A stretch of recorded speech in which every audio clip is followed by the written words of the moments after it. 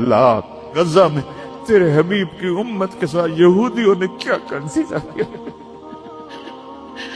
किस तरह गोश्त उनके बोटी बनकर हवाओं में अभी तक उड़ रहे हैं।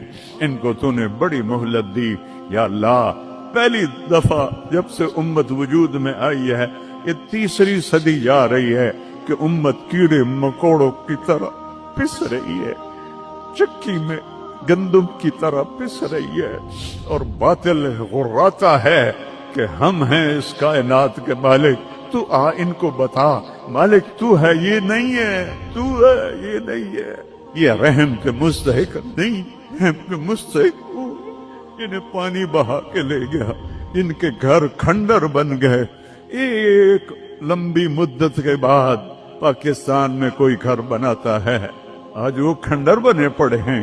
या अल्लाह तू आ जा या अल्लाह।